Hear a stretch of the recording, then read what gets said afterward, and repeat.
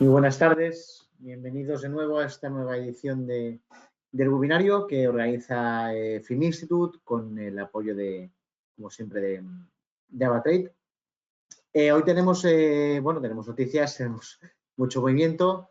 Estamos con Eduardo Bicho, analista independiente y además también docente y profesor de Film Institute. Como siempre, empezamos introduciendo un poquito el sentido de este webinario, que al final no es más que intentar acercaros lo máximo posible lo que está sucediendo en los mercados y, como no, pues posibles alternativas, ¿no?, a todo lo que está pasando. Gracias en primer lugar, pues de nuevo esta oportunidad por parte de AvaTrade, en la cual, como algunos han comentado en otras ocasiones, vuelvo a remarcar, nosotros en Film Institute realizamos todo tipo de formaciones en mercados financieros, ya sea en derivados, en futuros, en opciones, en análisis técnico, fundamental, macro, todo, hacemos todo, somos certificadora oficial de la CNMV y, confían en nosotros por nuestros expertos, que son nuestros profesores como Eduardo Bicho, que son expertos en el sector, en activo, que están permanentemente pues, en contacto con los mercados y en activo con los mercados, lógicamente, que eso es lo que les da la total validez de sus formaciones. Lo comunicamos porque nos han preguntado muchas veces cómo se puede hacer cursos con Film Institute o cómo podemos formarnos con vosotros o realizar algún tipo de curso.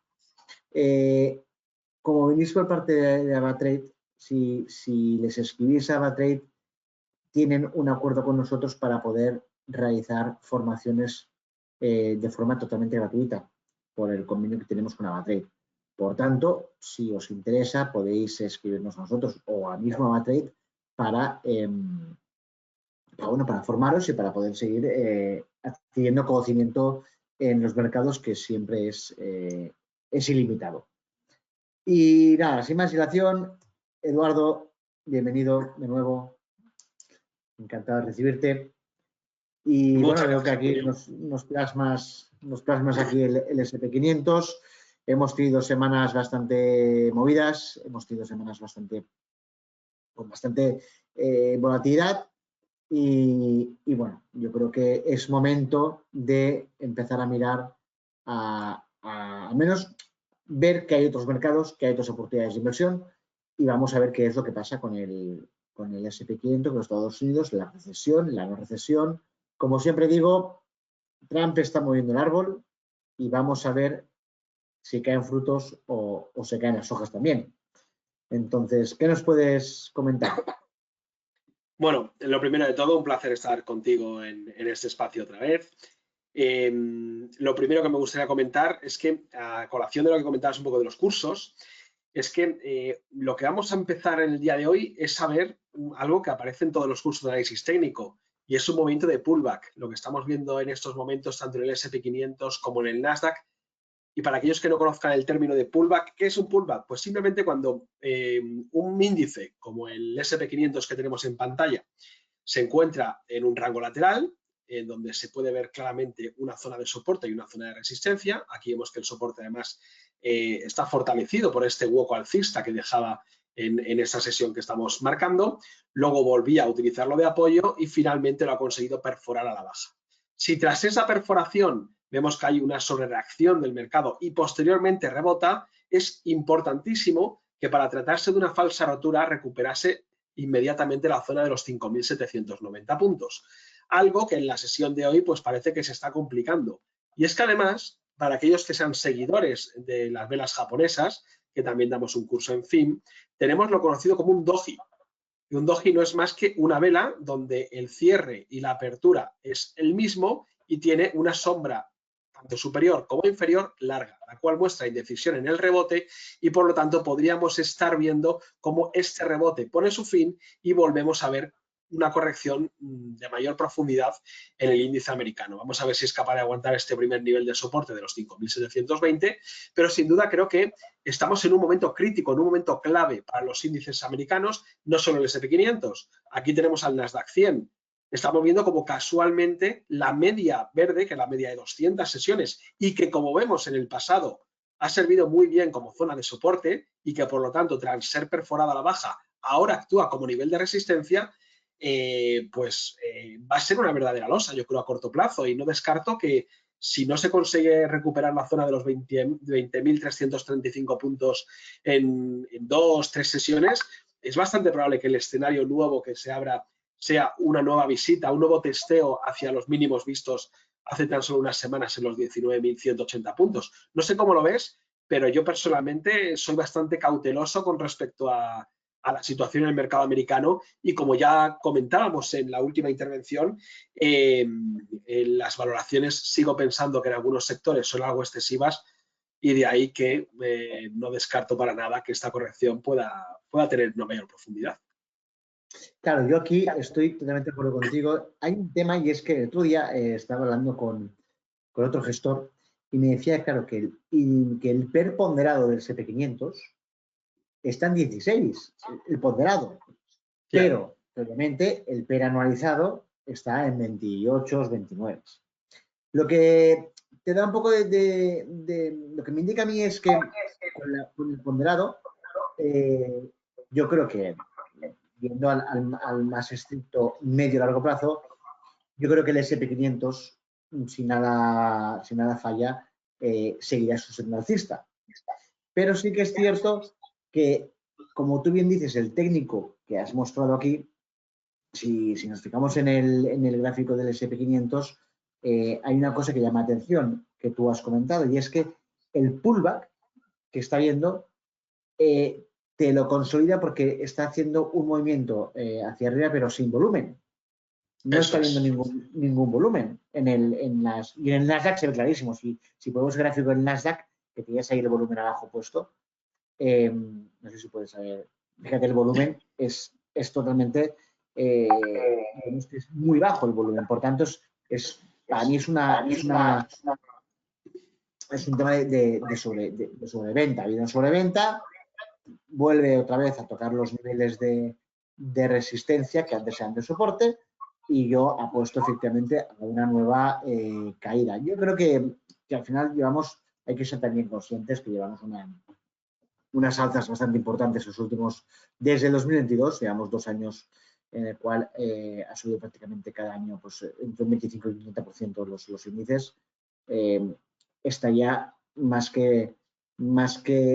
sería más que consecuente que los índices cayeran en torno a un 15 o un 20% como un recorte técnico. A partir de ahí, ya se sabe, para los que no lo saben, un recorte de más de un 20% significa que empezamos un periodo bajista. Yo, soy todavía precavido. Si bien es cierto que cuando hablamos de un recorte de un 20%, justamente nos plantamos en la media de 200 sesiones, que yo creo que puede ser la media que nos soporte todo el movimiento. Y yo creo que, como nos movemos con temas geopolíticos y decisiones económicas de los bancos centrales, creo que vamos a ver otra vez el árbol moverse, y creo que va a haber caídas, efectivamente, como bien decías. Creo que no hemos visto todavía, no veo motivos para seguir subiendo a corto plazo, y sí veo más motivos de incertidumbre para seguir corrigiendo. Sí, sobre todo porque, como bien comentabas al principio, creo que Trump, coincido plenamente contigo, está moviendo el árbol, está utilizando esa amenaza de los aranceles para negociar con los países, y toda esa incertidumbre es lo que estamos viendo cómo agita el mercado, hace aumentar la volatilidad, y eso se traduce en caídas en algunos de los principales índices, también teniendo en cuenta y viéndolo en perspectiva después de esa subida tan vertical que hemos visto en muchos de ellos. Pero sí que es cierto que el ambiente que se respira a nivel geopolítico, hay demasiados frentes abiertos. Es verdad que Trump siempre ha sido pro mercado, por lo que en cualquier momento se puede sacar de la manga una bajada de impuestos para las sociedades adicional, un plan de estímulos, porque ya está claro que ya la deuda les da igual a todos. Es una patata caliente que se van pasando los diferentes gobiernos, y ninguno está dispuesto a poner freno al excesivo endeudamiento de los países. En algún momento yo creo que habrá una crisis de deuda, pero bueno, eso llevamos así años, y llegará un momento en el que pete, pero de momento así aguanta, y como bien comentas, pues no sería descartable que se saquen de la manga alguna nueva medida que favorezca a las empresas, aunque por el momento toda esta incertidumbre sin duda se está transformando en caídas. Y también lo que comentabas al principio, esa alta concentración de la que ya hablábamos también en la última entrevista que teníamos, ese peso de los 10 valores principales del S&P 500, que estaba en torno al 36-38%, algo que sí que era histórico, sobre todo si lo vemos con perspectiva. Creo que también influye mucho el aumento que ha habido, no sé si ahí coincides conmigo, pero el aumento que ha habido con la gestión pasiva. Es decir, yo recuerdo que antes no se hablaba tanto de los índices indexados. Y es que parece que ahora te pones en YouTube y ves cualquier vídeo y la recomendación es el índice indexado al S&P 500 porque te da una rentabilidad media del 10%. Ya vale, media. Pero lo que tú decías antes, ¿cuánta rentabilidad está dando en los últimos años? Y para que la media sea el 10%, si muchos años hace un 20, un 30, en algún momento va a tener que hacer para por el 10. Y yo creo que ahora mismo es como que se compra el índice como, o sea, que hay empresas dentro y esas empresas se están valorando algo. Que ya hemos visto que en la última presentación de resultados de Alphabet, por ejemplo, porque no creció el crecimiento de la nube, no fue del 40, sino del 37%, en el after hour estaba cayendo un 8% la acción. O sea que sí, que las empresas van muy bien, pero que los múltiplos que están es que tienen que ir excelente y durante muchos años. Y en ningún momento se descarta ni una recesión ni nada que se le parezca. Claro, y estamos ante un momento que, bajo mi punto de vista, esto podríamos trasladarlo tranquilamente a Europa. Bajo mi punto de vista, creo que Europa, lo que voy a decir es un poco fuerte, pero está enferma. O sea, Europa tiene grandes problemas. Estamos viendo cómo se ha quedado sola, a priori, luego seguramente sacará las armas para negociar, pero a priori se ha quedado sola. No tiene nada de lo que hay actualmente, es puntera. Sí, tiene farma,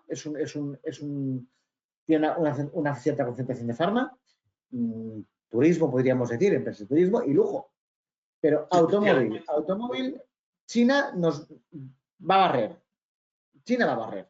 Y eso está claro. Aquí tenía las acciones de BYD, sin ir más lejos. Justo era un tema que iba a tratar cuando hablábamos de China, porque al ritmo que está comiendo cuota de mercado BYD alguna de las principales marcas es abrumador y sobre todo es que no tiene pinta de que esto vaya a ser algo temporal, sino que parece que viene para quedarse y, como bien comentas, lo que era la industria de la automoción, sobre todo el poderío que tenía Alemania gracias a eso, es que se está evaporando.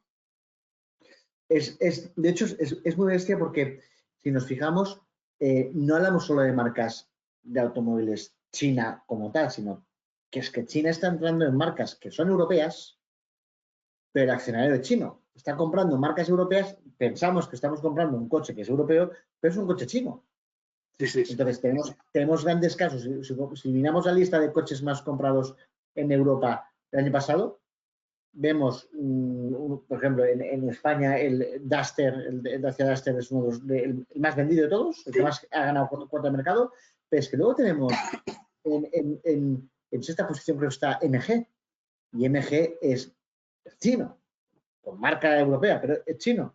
Y lo que decía, Europa, el sector automóvil está dormido, se ha quedado totalmente dormido. Y ya veremos qué pasa con tanta sobreregulación, que es otro de los problemas que creo que hay en Europa. Tenemos, por otro lado, ya hemos visto lo que ha pasado con el tema de armamentístico de Estados Unidos, con lo cual parece que en defensa tenemos que ponernos las pilas. Y por otro lado tenemos un problema muy grave, y es que tenemos a Francia, a Alemania, grandes potencias, que si bien están parece que están en recesión económica, no a nivel empresarial, que eso es otra cosa, pero tenemos un problema. No tenemos presencia en tecnología de IA, inteligencia artificial. No tenemos prácticamente presencia en Europa con potencias como sí en Estados Unidos tenemos a Nvidia, a Google, a Microsoft, a Apple. No tenemos representación. Somos dependientes tecnológicos. Eso creo que es un problema bastante bueno. Entonces, ¿qué hacemos ahora? Claro, porque Europa también tiene los índices europeos también están en máximos. Están prácticamente todos en máximos. Sí que es verdad que las empresas europeas hemos visto que tienen a nivel de PER sí que están algo más baratas que y hablamos del PER por decir algo, porque el PER no siempre es un indicador que tengamos que tener en cuenta sí o sí, porque tiene otras implicaciones.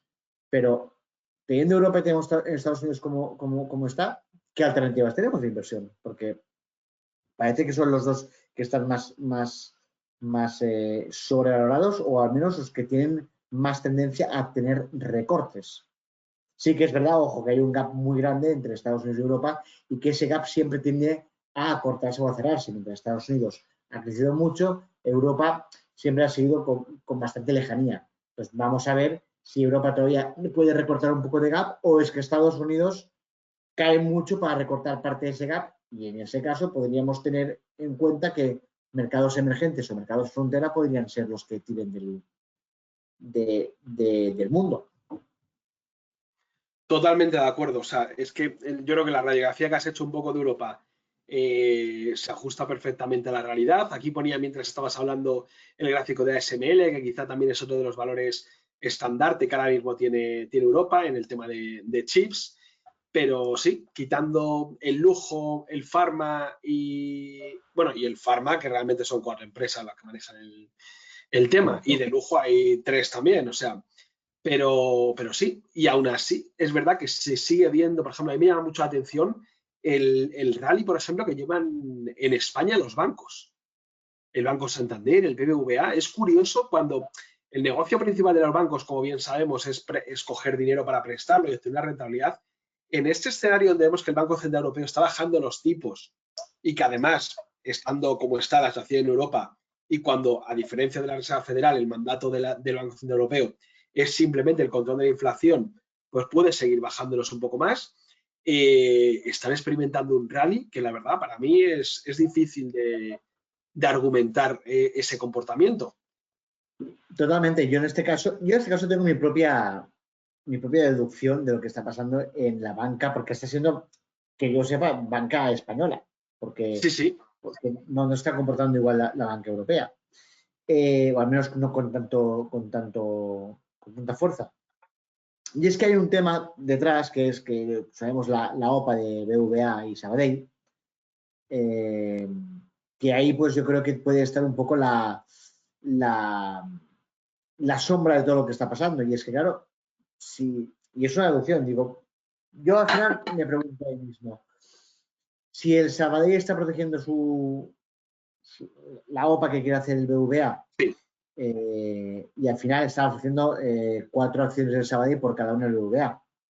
¿Qué pasa? Que si el Sabadell quiere forzar, lo que tiene que hacer justamente es elevar su precio en bolsa. Porque cuanto más eleve su precio en bolsa, el acuerdo que tienen de 4 acciones del Sabadell por cada una del BVA, si dejan atrás al BVA en precio de cotización, tendrá que el BVA reforzar esa oferta y mejorarla. Por tanto, si el Sabadell, porque está haciendo, yo creo que está haciendo una guerra fría súper divertida, porque si el Sabadell sube el precio de su acción, el BVA tiene que decir, hombre, estoy ofreciendo una acción del BVA por cada 4 acciones del Sabadell, tendré que subir también mi precio para seguir estando en ese equilibrio. Al subir BVA y Sabadell sus acciones, creo que produce un efecto contagio en el sector bancario. Esta es la única explicación que yo encuentro y es una pregunta que me hago. ¿Podría ser que estuviera haciendo esto? Pues está haciendo una guerra igual, porque además ves a los presidentes de cada banco que un día dice uno, pues al Sabadell le queda un 50% de su vida. Y el otro presidente dice el día siguiente, al BBVA también. Claro, está luchando y dice, bueno, pues vamos a contentar a nuestros accionistas, subimos el precio de acción y así se fijan en nosotros. Yo creo que están jugando a eso. Si no tiene mayor sentido, porque están todos por encima de valoración a un nivel de precio objetivo. Ya sabemos que el precio objetivo tampoco es algo que esté aquí a rajatabla, pero es una cosa que, bueno, es otro indicador que hay. No, totalmente. Yo, sobre todo, me hace mucha gracia porque, efectivamente, yo, en cuanto al Sabadell y al BBVA, coincido plenamente en que esa guerra, además, ya es pública, ya se ve descaradamente. pero me hace mucha gracia ese efecto contagio en el resto y ver al Santander subiendo. Si no va de por medio y dices, hostia, es que ¿hasta dónde va a llegar? Pues claro, sí, efectivamente que van todos de la mano, porque cualquier banco que cojas está aprovechándose del rally y de que parece que han cambiado la política de tipos y que sigue, que la inflación no frena y que sigue subiendo tipos. Pero en un momento con unos datos macro bastante débiles, que lógicamente eso afecta a la morosidad. Con unos tipos de interés que históricamente están bajos y además con previsión de que puedan seguir o igual o más bajo, pero no ninguna previsión de momento a corto plazo que se vayan a subir. Y ves el rally que están experimentando, que parece como si fueran valores de pequeña capitalización, que la verdad es muy curioso. Es realmente, sobre todo por este aspecto, ¿no? Que dices, no hay ningún hecho relevante que, a pesar de que todos los bancos han presentado máximos en ingresos y en beneficios, pero eso ya está descontado por el mercado. Efectivamente. Eso ya está totalmente descontado. Sí, sí. Entonces, bueno, entonces, ahora estamos en esta posición. ¿Qué hacemos? ¿Dónde diversificamos? ¿Qué podemos? Con respecto. Porque estamos entrando en la cresta. Sí, yo, bueno, me suelo fijar mucho, por ejemplo, en los informes 13F que anuncian en Estados Unidos.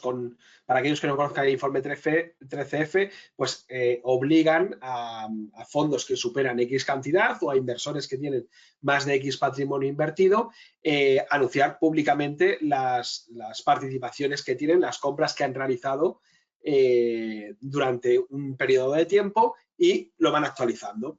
Entonces, me llama mucho la atención la dinámica, sobre todo que hemos visto a lo largo del 2024 y el comienzo de 2025, de algunos inversores, de algunos inversores como reconocidos, como Warren Buffett. Hay un segundo, que sí, no sé cómo se la ventana. Creo que si clicas en la pantalla, no se clica. ¿No?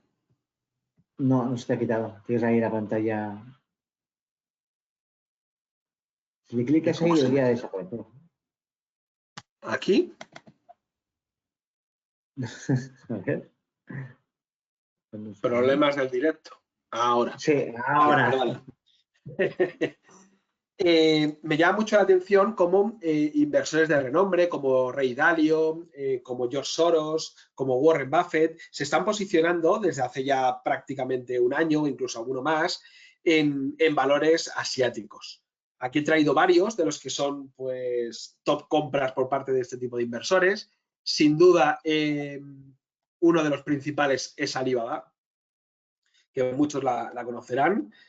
Vamos a verlo con perspectiva, que es un valor que también tuvo una caída muy, muy importante, llegó a tocar máximos. Estamos viendo a Alibaba en el mercado de Estados Unidos, es decir, en el mercado ADR, para verlo en dólares, aunque no sea el mercado originario, pero vimos cómo la caída que ha pegado importantísima desde finales del 2020, que todavía estamos ahí con el tema del COVID, hasta noviembre del 22, parece que ha estado en un periodo de lateralidad, haciendo un suelo redondeado, y ahora parece que está escapando al alza.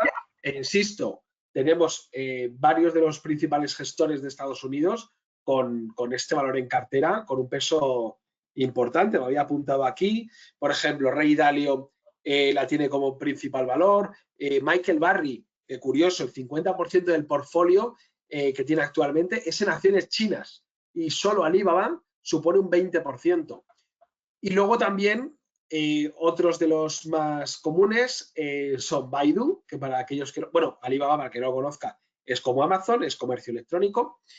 Luego está Baidu, que es como si fuera Google, es un buscador chino que también lo pasó bastante mal, pero es un valor por el que están apostando bastantes inversores y además vemos cómo desde el punto de vista técnico las medias están cerca de cruzarse al alza. Además observamos cómo en los últimos resultados siempre está sorprendiendo positivamente y que además también ha podido hacer un suelo en el entorno de los $80, que también fue, como vimos aquí, un nivel de apoyo.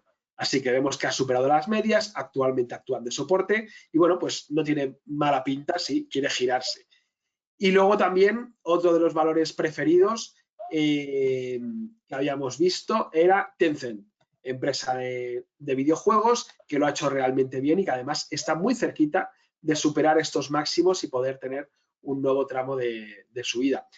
Creo que la principal razón por la que están cambiando y por la que hemos visto como Warren Buffett, por ejemplo, ha desinvertido gran parte de las acciones que tenía de Apple y otro tipo de valores americanos, en mi opinión, creo que sobre todo es por la diferencia de valoración que hay en un mercado o en otro. Está claro que China tiene unos riesgos, que eso lógicamente va a tener una prima que le va a penalizar, pero creo que aún así son negocios muy buenos, son negocios estables y por lo tanto no era justo esa diferencia tan amplia de valoración, o por lo menos yo creo que ese es el motivo que les está llevando a mirar a China.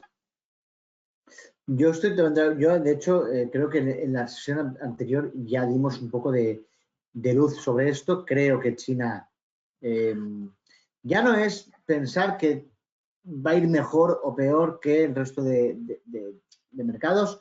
China ha caído un 50% desde 2000, creo que fue 18, 19. Es la mitad, cayó la mitad. Creo que el mercado chino está bastante, bueno, es que realmente hay gangas. En el mercado chino hay gangas. Y creo que es un mercado que puede funcionar muy bien. Como en anteriores crisis que ha habido, recesiones, ha sido quien ha tirado adelante las rentabilidades. Entonces, yo creo que puede ser un mercado, así como seguimos viendo, como no sé si recuerdas la última vez que pusimos de hecho en el curso de técnico, vimos la visión de la plata. Sí. Y la plata, hay un gran decalaje entre la plata y el oro, que no es normal. Y creo que la plata, bueno, desde que lo dijimos en el curso, creo que ya lleva un 12% de rentabilidad. Sí, totalmente. Y la esperamos, yo creo que vamos, que está totalmente en subida hacia los $50, que es donde yo creo que podría llegar de una forma bastante rápida. Entonces, no sé, materias primas como la plata, oro, cobre, ya hemos visto que está volviendo a empujar. Yo creo que entre Asia y estas materias primas de metales preciosos, creo que podría perfectamente dispararse. No sé qué pensarás tú sobre... Bueno, y tú comentaste uranio. Sí, el uranio que además hemos visto como, bueno, voy a poner porque además, ya que hablábamos del tema del técnico, quería comentarlo también, un valor que ya vimos en la última intervención, que es Yellow Cake. No sé si lo recuerdas. Sí. Bueno, para aquellos que no estuvieron el otro día, es un valor que lo único que hace es poseer uranio. Y hemos visto cómo en las últimas sesiones parece estar realizando una formación de suelo, una formación de hombro, cabeza, hombro invertido, para aquellos que estén familiarizados con análisis técnico. Para ello, lógicamente, necesitaríamos la confirmación, la superación de los 473 peniques, o 4,73 libras, pero creo que es un valor muy interesante, sobre todo por lo que comentaba la otra vez, y es que al simplemente no tener ningún negocio más que comprar uranio y guardarlo, lógicamente guardarlo tiene unos costes que no llega al 1% de todo lo que tiene. Es muy interesante porque, al fin y al cabo, el precio del uranio no fluctúa tan rápido como la acción y en este momento, si compramos Yellow Cake, en vez de comprar uranio, lo estaríamos comprando con un descuento del 26% sobre commodity. Entonces, muchas veces lo que comentaba en la anterior ocasión es que suelo jugar mucho con esa horquilla porque a medida que se va ampliando, hay incluso a veces que la empresa lo que hace es recomprar acciones propias para reducir esa brecha y vemos cómo hay subidas. Hemos visto como el uranio, a pesar de haber tenido una corrección, ahora parece que está haciendo suelo, parece que se puede volver a animar, sobre todo a raíz de todas las noticias que están aconteciendo sobre la creación de reactores nucleares modulares por parte de algunas de las grandes empresas de Wall Street y con vistas a todo lo que va a ser necesario para seguir desarrollando la inteligencia artificial. Y me parece muy interesante que lo hayas comentado, porque creo que si supera los 472 peniques, puede ser una muy buena oportunidad para seguir acumulando. Yo personalmente ya estoy dentro de la compañía, ya tengo alguna acción comprada, pero si supera ese nivel, dejaría una formación bastante bonita de cambio de tendencia de medio y largo plazo que podría llevarla como primer objetivo a esos 524 peniques, que es por donde pasa la media de 200 sesiones. Sí, ya veo que además está justamente localizándose en esa media, y si la rompe, pues sí, tendría terreno despejado. Además, tienes aquí los indicadores del MACD, que parece que quiere romper hacia arriba. No, me parece que es una inversión interesante que tener en cuenta. Vamos a ver si el técnico nos da la razón. No olvidemos que, como siempre decimos, el técnico es una herramienta que nos da en torno al 60-70% de probabilidad de aciertos. Por tanto, cuanto más estrictos seamos, nuestras valoraciones, nuestras inversiones, más cumplirán este ratio, ¿no? Entonces, bueno, yo creo que es interesante. Y no sé si tienes algún dato más, como por ejemplo, recientemente el oro ha vuelto otra vez a superar esos máximos, y así podemos compararlo un poco, porque el otro día preguntaban mucho por el oro, si veíamos recorrido, y yo creo que sí, vamos, Aquí tenemos el gráfico del oro. A ver, yo creo que el oro, además del componente como materia prima, creo que está en un escenario idóneo para él. O sea, creo que incluso lo ha hecho muy bien cuando era un escenario totalmente idóneo, pero creo que toda esa incertidumbre a nivel geopolítico con la que has arrancado la intervención, sin duda le favorece claramente. Y además, pues eso, esas tiranteces entre los países, esa despreocupación ya por el tema de la deuda, esa devaluación que estamos viendo constantemente de la moneda fiat, ya vemos que incluso los que habían sido más respetuosos con respecto al techo de deuda y al tema de gasto, como por ejemplo países como Alemania, ya se están dando cuenta de que si hay que romper el techo, les da igual, ya todo el mundo va a gastar. Y creo que eso, sin duda, el principal beneficiario de ese cambio de actitud va a ser el oro, también el Bitcoin, o sea, cosas alternativas y sobre todo que sean lo más limitadas posible y que no sea darle a la maquinita de imprimir billetes, porque eso, sin duda, creo que a largo plazo va a hacer daño, aunque de momento lo que ha provocado es que los índices estén donde estén. Totalmente. De hecho, no olvidemos, lo que ha dicho Alemania es grave para Europa. Es decir, Europa podrá tener muchas cosas malas, pero tenía un valor, un principio base, que es la conservación del euro y la deuda. La deuda era algo, un pilar en el momento en el que Alemania dice, pues vamos a darle a la maquinita, nosotros también, que al final es lógico, dice, coño, todo el mundo está dando a la maquinita y está imprimiendo, está incrementando deuda, y nosotros no.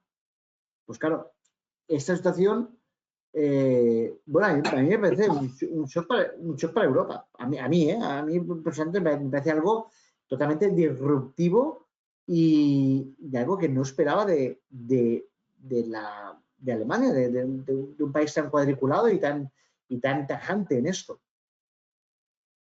Yo creo que, hablando mal y pronto, Alemania se ha cansado de que el resto de países, sobre todo los países considerados del sur, se peguen la fiesta todos los fines de semana y ellos tener que ir el lunes a pagarla. O sea, creo que además también, igual que estoy bastante crítico a la hora de con el inicio del euro, que creo que al fin y al cabo fue para que tanto Francia y Alemania nos pudieran colocar sus productos al resto, y de ahí que han vivido que más del 70% de las exportaciones de Alemania y Francia eran a países miembros dentro. O sea, no salían a competir fuera. Su negocio estaba, el chiringuito estaba montado. Pero claro, ¿qué pasa?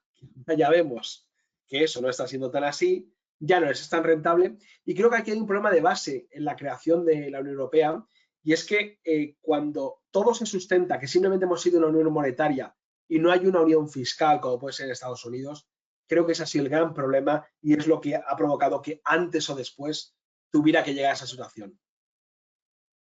Claro, esto, como tú dices, solo hace que favorecer a que, primero, al dólar, al dólar, perdón, al oro, Sí. es lo que le hace favorecer. Y luego, si siguen estas políticas, yo creo que un gran beneficiario de este año puede ser el yen japonés. Si siguen las políticas monetarias de Japón, apreciando un poco o subiendo tipos de interés del yen, yo creo que podríamos ver cómo el yen puede ser una apuesta para que este año dé la sorpresa y pueda encontrar revalorización. Pues aquí tenemos el gráfico del euro-yen. Es cierto que de momento lo que parece bastante evidente desde el punto de vista técnico es ese suelo, ese soporte que se está viendo entre 155 y 166, y luego también en la parte alta esa resistencia entre 164 y 166 yenes. Pero estoy contigo, o sea, yo creo que si superase, ojo si supera la zona de 166, porque ahora mismo el único que nada contracorriente en cuanto a tema de política de tipo de interés es el yen, que quién le iba a decir hace años, cuando había gente que incluso se pedía la hipoteca multidivisa en yenes para poder pagar menos. Totalmente. O sea, yo creo que podríamos ver el yen este año cayendo por debajo de 156 de ese suelo. Pues si vemos... Si sigue esa política. Efectivamente, sí. Sí, efectivamente. A ver, un segundo. Es un nivel para que lo controlaremos. Yo creo que es un nivel que hay que controlar porque no olvidemos, haciendo un repaso muy rápido, en Japón lo que está haciendo es subir tipos de interés. Que es lo contrario. Perdona, porque cuando le estaba hablando, estaba pensándolo, pero claro, es que en el euro-yen, claro, efectivamente, si confiamos en la revalorización del yen, efectivamente es porque se va a ir para abajo. Exacto, sí. Exacto, porque el gráfico es al revés. O sea, es decir. Claro, sí. Exacto. Que muchas veces estamos acostumbrados a verlo al revés, el yen-euro, y por eso ahora se va a ir y estaba hablando y digo... Cambias la paridad, cambias el orden. Yen-euro, tú has hablado de yen-euro y yo hablaba de euro-yen. Claro, sí. Aquí vemos como es verdad que ha tenido una tendencia alcista bastante clara y ahora mismo está en un canal lateral, pues que lleva ya bastante tiempo, y efectivamente si finalmente acabase perforando esa zona de 155, lo que parece bastante evidente es que podría tener un tramo bastante interesante a la baja hasta por lo menos primera parada entre 144 y 140. Sí, muy atentos a esa perforación de soporte, pero estoy contigo con respecto a la política monetaria, porque es eso, es que es el único que está nadando un poco contracorriente. En Estados Unidos se va a mantener esa guerra entre Powell y Trump queriendo que bajen los tipos de interés y Powell sabiendo que como lleve a cabo alguna de las medidas que dice que va a tomar o que si finalmente las toma pueden ser inflacionarias, pero por otro lado tenemos al yen que por primera vez desde hace muchísimos años pues puede tomar el protagonismo y revalorizarse frente a las principales monedas, sí.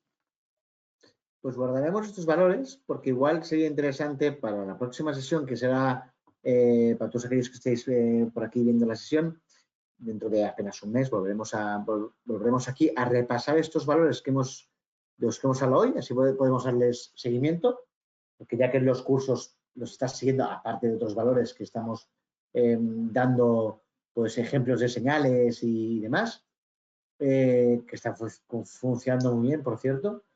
Pues vemos aquí vamos a guardar estos valores y si te parece dentro de unas pocas semanas vamos a ver cómo ha evolucionado. Me parece perfecto. Yo creo que puede ser muy interesante. Así que yo creo que ya es momento de, no sé si hay alguna pregunta, por lo que veo de momento nadie me ha preguntado, o está todo muy claro o lo hemos explicado todo muy mal. Pero, si no vemos preguntas, nada, nos despedimos aquí. Y lo dicho, cualquier persona que tenga algún tipo de interés puede preguntar directamente a nosotros o se pone en contacto con ABA y les daremos, obviamente, pues cualquier resolución a cualquier duda que tengan sobre cualquier curso o cualquier webinar de este tipo. Me parece que tiene alguien la mano levantada, pero la verdad que no sé, en el chat se puede escribir normal y corriente, ¿no? Sí, puede escribir directamente, efectivamente.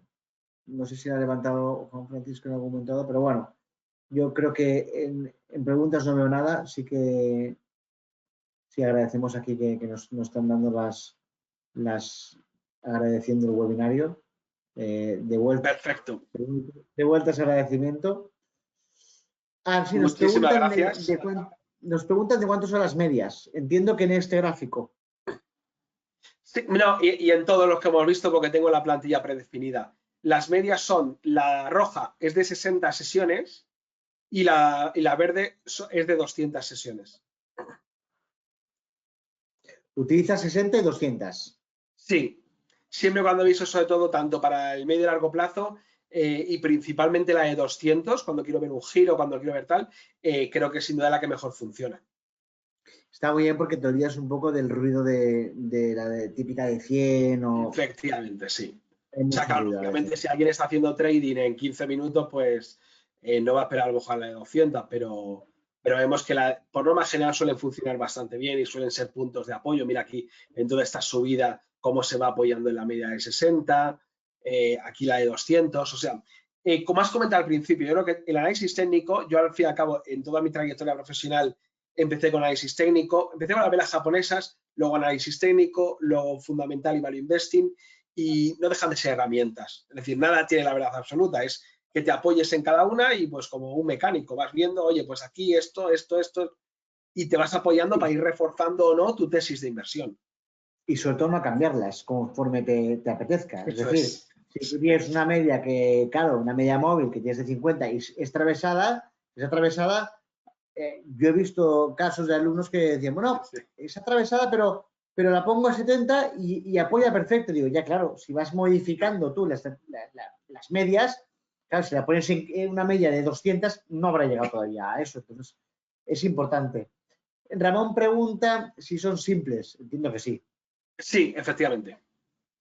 Sí, Son hay medias algunos que simples. prefieren las exponenciales, tal. Yo por lo más general suelo moverlas simples, pero lo que digo, sobre todo con un horizonte de, o sea, para que se hagan una idea todos los que nos están viendo, yo personalmente a la hora de invertir lo que hago es, primero, poner en el radar valores en los que estoy a gusto. Es decir, que cumpla una serie de requisitos. Yo tengo mi propia checklist en la que digo, bueno, pues valores que no me gusta que tengan deuda, que no me gusta o sea, que tengan, por ejemplo, que esté una familia al frente, así por lo menos tenerlo más controlado, que los intereses del máximo accionista estén alineados con los míos, que haga recompra de acciones. Entonces, hago una checklist y en cuanto a eso lo tengo, pues junto y tengo 10 valores que estoy siguiendo. Y para ver el momentum, que es lo que muchas veces hay mucho detractor de análisis técnico si eres fundamental, pero yo lo veo perfectamente complementario, porque a ver, sí que es cierto y muchas veces tengo la discusión con analistas que son value, value, value, y es que una acción puede estar barata, pero bueno, puede estar barata un año, puede estar 2 años y puede estar barata o puede estar muy barata. Entonces, claro, justificar que has comprado una acción en 10 y se te va a 2 y seguir diciendo, ya, es que está barata. Entonces, utilizo mucho las medias, utilizo mucho las divergencias en el MAC y en el RSI. Y la verdad es que a pesar de que he visto tropecientos mil indicadores, creo que al final lo idóneo está en lo más sencillo. O sea, la media de 200 son conocidas universalmente, por lo que sabes que hay muchas miradas puestas en ellas. El MAC y el RSI también son indicadores que están muy seguidos. El volumen que has comentado anteriormente también es, sobre todo, dependiendo de qué tipo de valores estás viendo, pero muchas veces no hace falta complicarse. O sea, cogiendo una empresa que esté bien, que tenga buenos fundamentales, que no esté en una valoración excesiva y simplemente esperar a que dé un punto de entrada, pero muchas veces nos complicamos nosotros mismos, queremos ver cosas donde no las hay, queremos ver formaciones que no las hay, pero nos ha pasado yo creo que a todos al principio, por lo menos a mí también empezando por análisis técnico, llegaba un momento en que veía un gráfico y siempre pensaba, hay que entrar, ya, joder, qué casualidad que cada vez que me siento hay que entrar en algo.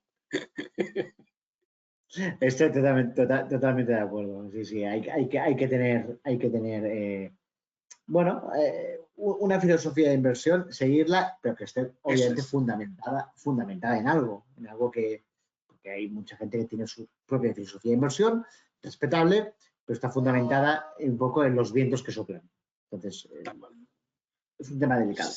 O en las modas, en ver el S y subirte ya al tren cuando está en marcha y comprar de repente Nvidia porque has visto que los resultados van a ser muy buenos, ya, pero es que lleva una subida ya, estás comprando unos múltiplos altísimos. Entonces, el mayor riesgo y donde yo he visto mayores errores por parte de los inversores que comienzan, sin duda, es comprar valores a precios que luego ya una vez que se van para abajo, el ejemplo que lo hemos visto con lo del COVID, hemos visto empresas cotizando que parecía que es que el COVID iba a durar 10 años.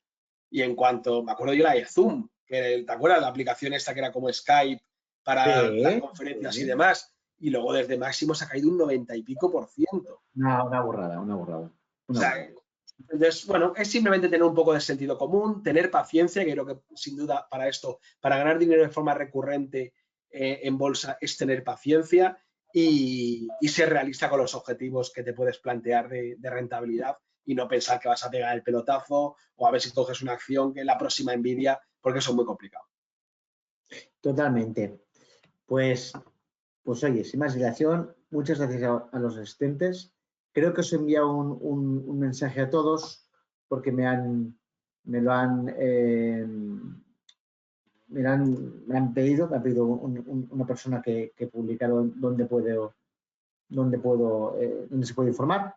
Os he enviado un email por si alguien quiere escribirnos, quiere recibir algún tipo de tenemos documentaciones que siempre enviamos a nuestros alumnos y demás, y como tenemos acuerdos con AvaTrade, pues oye, encantados de compartir todo.